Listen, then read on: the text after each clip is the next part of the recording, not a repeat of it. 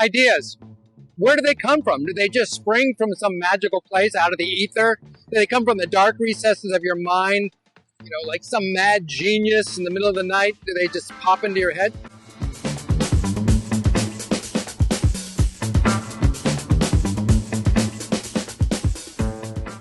Hi, I'm Steve, and welcome to my portion of the V-Expo. That's V-Expo. V for virtual expo, V-Expo. And I'm a theme park guy. So I'm going to go with that theme of the V, and I'm not going to do a speech, I'm not going to do a talk, I'm going to do a video. V for video. V is for video. I wish it was for vaccines so we could all get everything moving again. And what will I talk about? Well, I'm going to talk about the voice and the vision. I'm going to talk about creative leadership and how a creative leader needs to have both a voice and a vision. So thanks for joining me in your homes or in your offices or wherever you are cooped up somewhere in the world in some obscene state of undress. Lucky you, I had to get dressed to do this. So I appreciate you sharing this time with me, and I'm inviting you here into my world in Orlando, and maybe later when I'm done I'll go for a kayak. But for now, I really want to share with you some thoughts about how a creative leader has to have both a voice and a vision. So enjoy.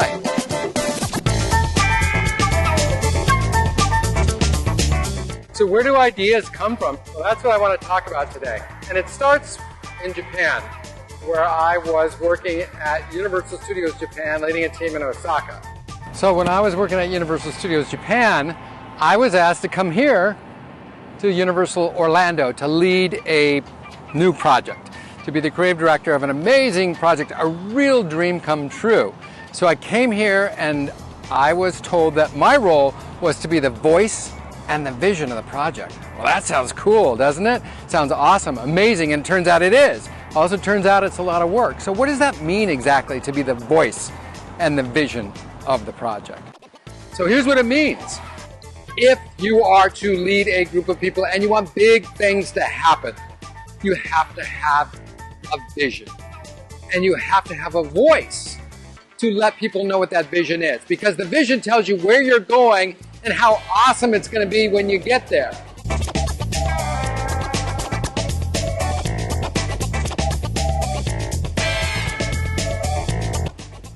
But in order to articulate that, in order to enlist other people in this endeavor, you have to have a voice, and you have to clearly articulate why it's awesome, what it is that you're doing, and how you're going to get there.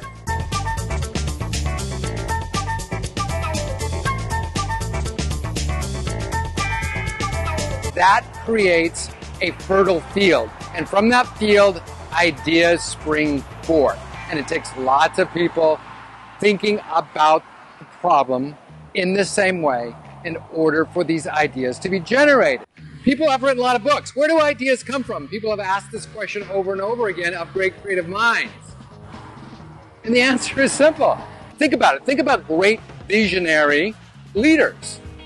It doesn't matter who it is. It could be Steve Jobs. It could be Walt Disney, Oprah Winfrey, Frank Gehry, Steven Spielberg, any of them. All great visionary leaders came up with lots of great ideas, brilliant minds. But think about all of the decisions that had to be made, all of the ideas that had to be generated every day to make happen the magic that they've created. Do you think Walt Disney engineered all those rides? Do you think Frank Gehry picked out every piece of hardware and every door in every one of his buildings? Do you think Oprah Winfrey wrote every article in her magazine? Did she write every script for every piece of content on her network? No, that's not how it works. But in order really to make them come to life, there are lots of ideas that come together that supplement the vision and flesh it out and bring it to life. And those ideas, those are the important ideas, because that's what brings the vision to reality. Those ideas come from other people. So that's where ideas come from. When I went to leadership camp in high school, there was a guy by the name of Mr. Phil. I never have forgotten his words all these decades later. Mr. Phil said these very simple yet profound words, that people support what they themselves create. And you need supporters. So engage people in the creation of your vision, and you will find those supporters. All right, now you're saying to yourself, Steve, I get it. This voice and vision, this is really important. I see what you're saying. It totally makes sense. But my question is, how do I get there?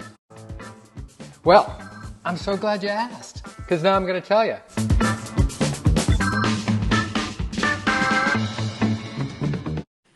So what I'd like to do, and if you remember anything from what I've said here today, it's this leadership tip, is TIP, tip, TIP. So the T is for transparency. You've got to be honest. The I is for inclusion. You need to make a safe environment so that everybody can be included. And the P is for problem solving.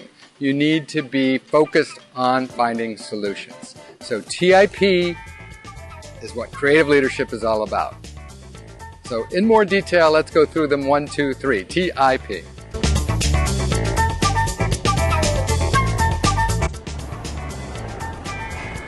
If you're going to ask people to go on a journey like this, they have to trust you.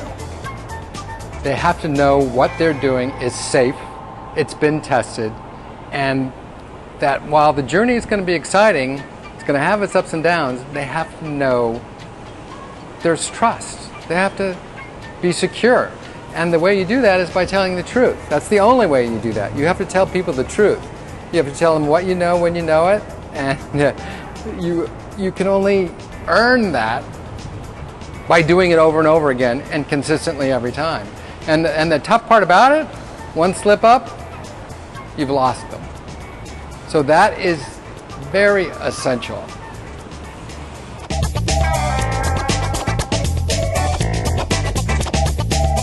So the second key to great leadership is inclusion. The I stands for inclusion. And how do you do that? You invite everyone into the process. You let them feel as though it's safe. Safety is the key.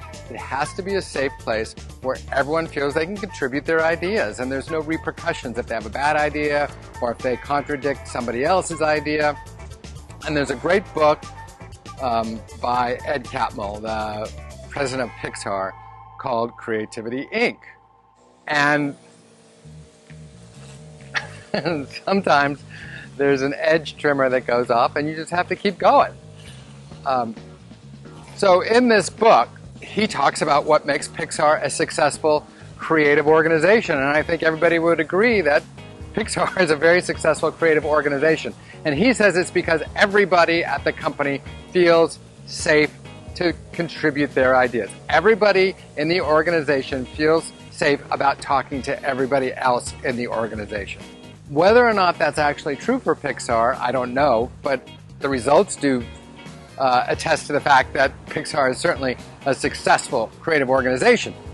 I firmly believe that if everybody in an organization feels safe talking to everybody else, and if there's a problem to be solved, everybody feels free about contributing their ideas, then that allows for the best ideas to rise to the surface. And the third and most important key to great creative leadership is problem solving. You've got to find a solution, and there are a million ideas inside of everybody's brain, and it's up to you to curate those and bring the best ideas forward. And how do you do that? It's not about picking your favorite color, and people think creative directors they're just picking something they saw recently or something they really love, and those are used for grist for the mill, they're inspiration, but it's up to you to hone in what is the problem you're trying to solve.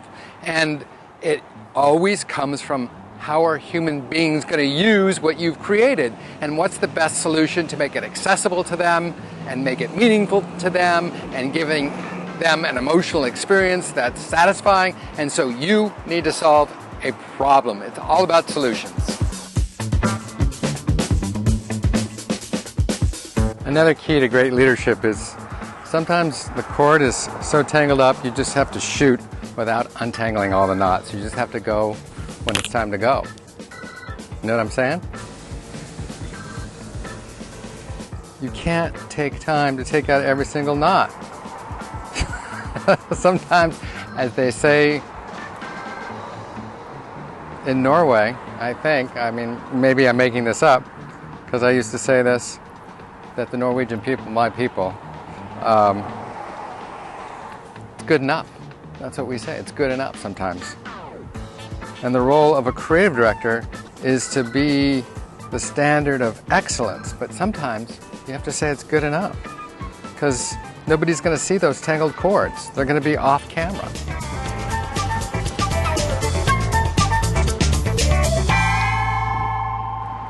A lot of people call themselves creative. What does that mean? What does it mean to be creative? What makes an organization creative? What makes a leader a good leader of a creative organization?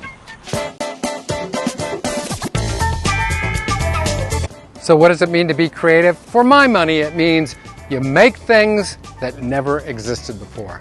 But that's just a broad definition of how I see it. What I think makes a great leader of a creative team is somebody who's open to possibilities. And the way you are open to possibilities is if you are familiar with your team and you understand your team's capabilities. And in order to do that, you need to have some understanding of how they work. So if you're a leader of a creative team of technologists, for example, but you're not a technologist, go take a class in coding. If, for example, you lead a team that has traditional art skills, but that's not you, go take a painting class. Because it's not essential that you are accomplished in each and every one of the skill sets that your team members have, because if you were, why would you need a team? You do everything yourself, right? But what is important is that you speak the same language. You understand the processes and the priorities that your team members might have from the perspective of their particular skill set. Even if they're more accomplished in that skill set, and even if they're more fluent in the language than you. You might have a kick-ass illustrator, but if you understand the language, then you understand the way that person might tackle an assignment. And that way you can come to the best solutions. So sometimes the challenge is figuring out how you're going to communicate the design and figuring out what is the best deliverable to convey the essence of the idea. You might be called upon to do a deliverable that's a drawing. You might be called upon to do a deliverable that's a painting or a model. It might be best communicated as a site plan or as a bird's eye view. Or your design might end up being a 3D illustration because that best conveys what you're doing. You might do a written treatment and you might not have a writer on your staff. But if you know the capabilities of your team, you might find somebody on your team who has some experience and capability as a writer. For example, I was a stand-up comic for a lot of years. And right about then, they'd say, who might I be speaking to? Who might you be speaking to? You might be speaking to the baby Jesus, but I doubt it. Now, I wasn't hired for that particular skill set, but it came in handy on a lot of different teams. And so I was called upon to do pitches. The better you know what your team members are capable of, the more effective will be your leadership. And that speaks to your leadership style. If you know who's on your team, that's an effective leadership style. So I want to talk about my particular leadership style, and to do that, we are going to go to SeaWorld. What? Yeah, SeaWorld. Let's go.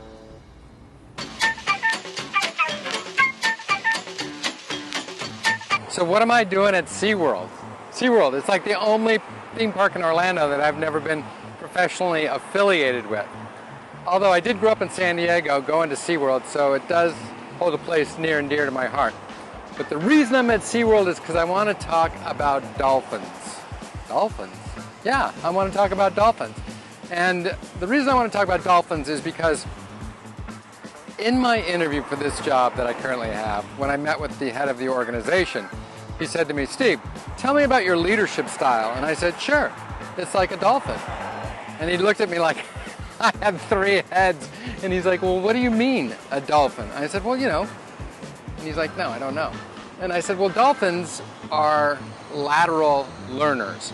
So silverback gorillas, their style of leadership is to be the silverback gorilla. It's genetic. They're the biggest, they're the strongest, they're in charge. And I'm not the biggest, and I'm not the strongest. I'm like a dolphin. And dolphins, they are lateral learners. So vertical learners, they learn from the previous generation. Their parents teach them everything they need to know. And nothing against dolphin parents, they teach their kids plenty. But dolphins also learn from their peers. So they learn laterally. And so a dolphin can learn things. And I'll give you an example, which I think is really interesting. There's something called shelling. And it's one of the few examples in the animal kingdom where an animal, a non-human animal, as Jane Goodall used to say when I worked in Animal Kingdom, it was always a non-human animal. I'm like, Jane, we get it. So, any event, the dolphins do this thing called shelling, where they will chase a fish into an empty shell. They will then use their bottlenose dolphins, they will use those snouts to lift the shell to the surface of the water and shake the shell and extricate the fish and eat the fish. That's how they hunt for food. And so this technique of shelling is one of the few examples in the animal kingdom where an animal will use a tool and its behavior that he or she has learned from a peer. They don't learn this from their parents, and it's not instinctual. They learn it from their friends. Dolphins are organized into groups. Those groups are called pods. And what's really interesting about dolphins is that they are not in the same pod or group or school for life. They're not always with their family. Sometimes they go off and they form new groups with different friends. And they can change those pods that they're in over the course of a day. They can be in different groups. So they split apart and they come back together. It's called fission fusion. So they go off, they split up, and they fuse with the new group. Fission fusion is how creative teams work. You go off and you do different projects with different teams. You organize with different people who have different skill sets and different interests. And so I think dolphins are analogous to the way that we form teams.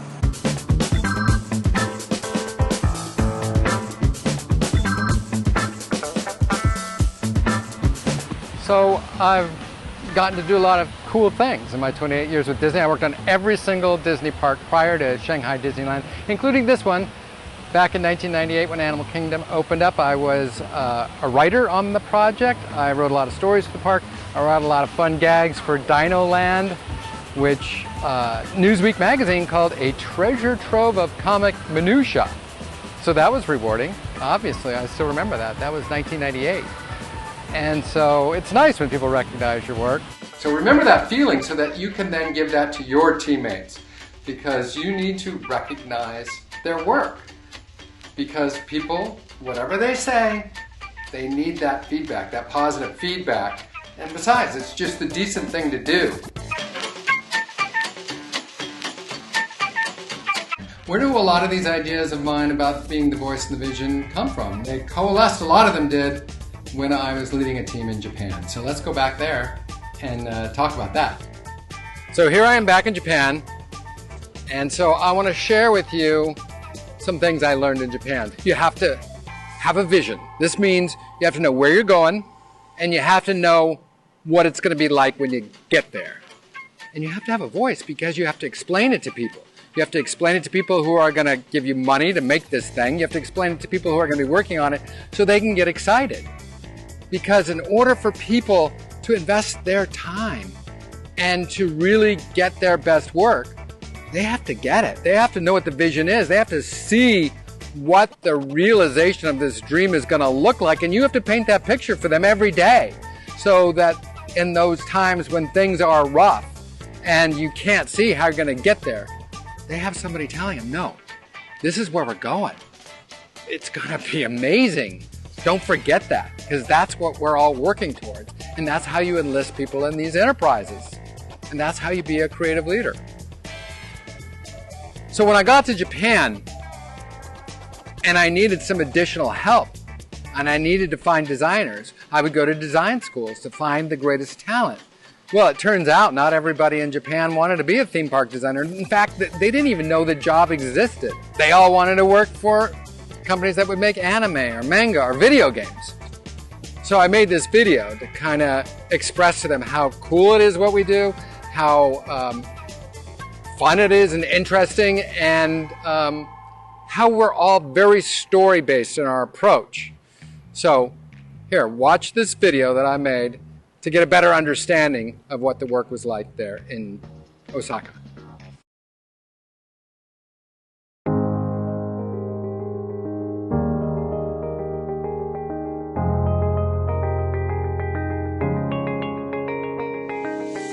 When I was 9 years old, I went to Universal Studios as a guest with my parents. And I remember very distinctly, there was an area there which was a Mexican village, and there's a flash flood that's released, and this water was pouring down the hill toward the tram, and I remember thinking, somebody made this up. It was somebody's job to actually just make this up from nothing. And I remember thinking to myself, that would be the coolest job in the world. いろんな国の文化、考え方が融合していろんなものが作り上げられていく。そこが面白いなと思います。全然違う視点からこんな解決方法があるよっていうことを教えてくれることがあるので、それがすごいもう毎日感動の連続ですよね。First start with the story, and then everything branches out from the story. So the story is like kind of our like foundation, and then from there we can build whatever awesome stuff we want to on top of that. それぞれがみんな自分の得意な専門分野を持ってテーマパークを作っていくという同じ目的に進んでいるので。I'm surrounded by world-class artists. 外国人の方とかたくさんいて、考え方とかあと働いてる空気感とか雰囲気とかが私には合ってるなと思ってます。デザインスタジオって実はすごい特殊なところで、ゼロから自分たちの気持ち、自分たちの全ての思いを込めながら作っていける。ユニバーサル・スタジオっていうのはやはりいろんな IP 決め事があって、でその世界観をどう作り込んでいくのか。やっぱ構想段階が一番楽しいですよね。このテーマやったらこんなことできるんじゃないかとか、あれしたら面白いんじゃないか。自分のデザインがたくさんの人に見てもらえる場を作れる機会に出会えるっていうのはすごくいいなと。When I heard the name Japan, it's a Universal Studios Japan, I was like, this is it.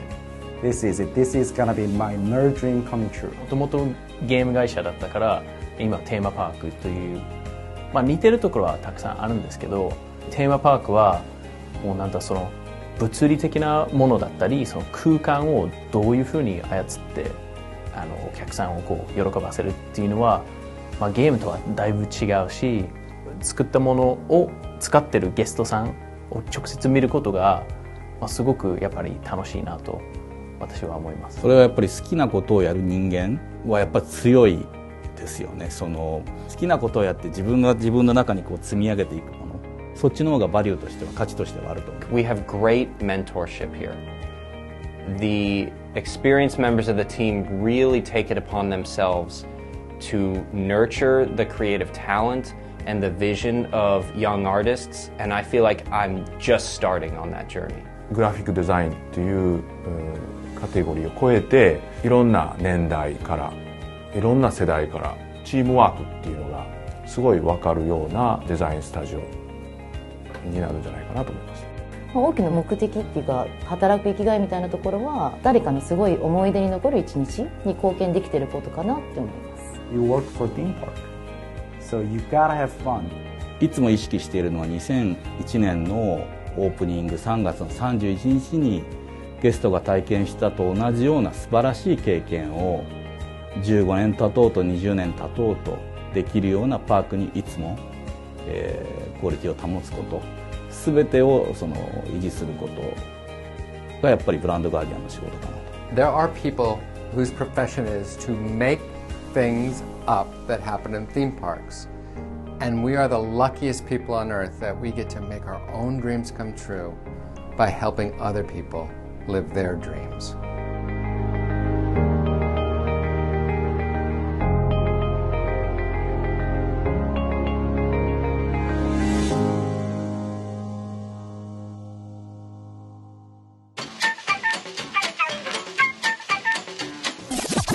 Okay, I said this was Japan.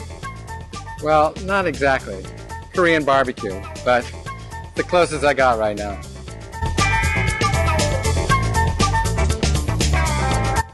So I've said that ideas come from other people. That's kind of my thesis.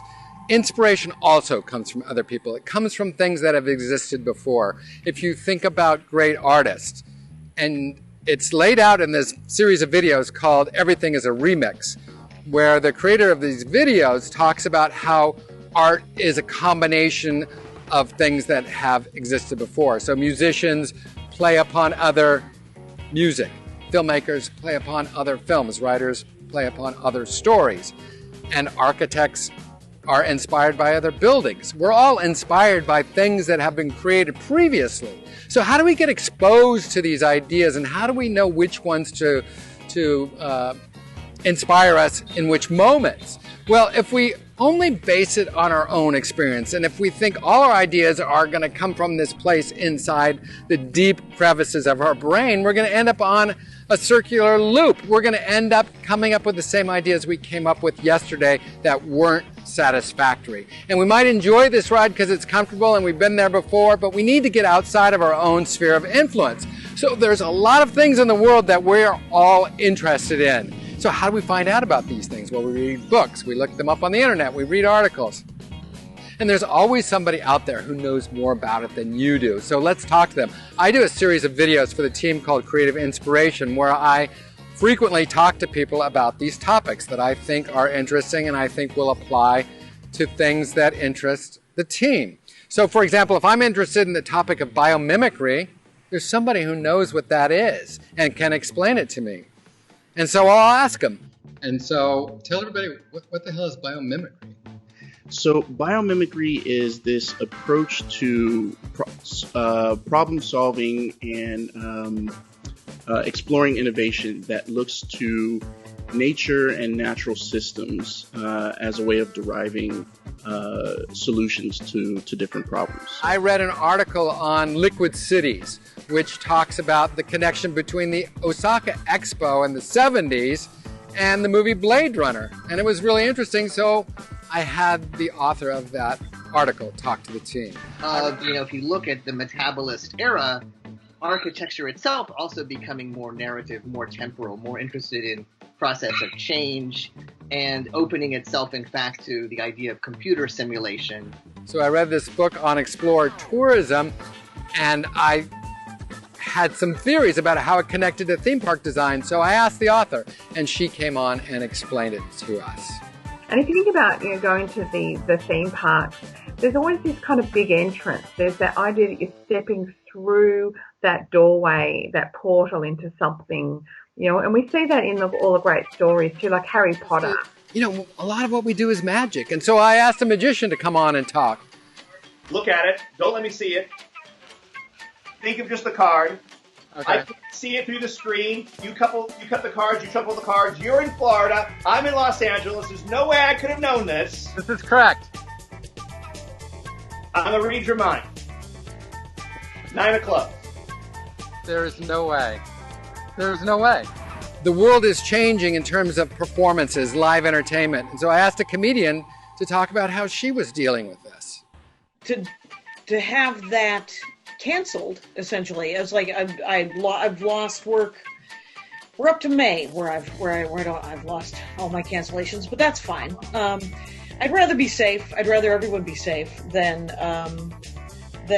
I eat lentils and rice for a couple of months. I got this. I got this, Tatum.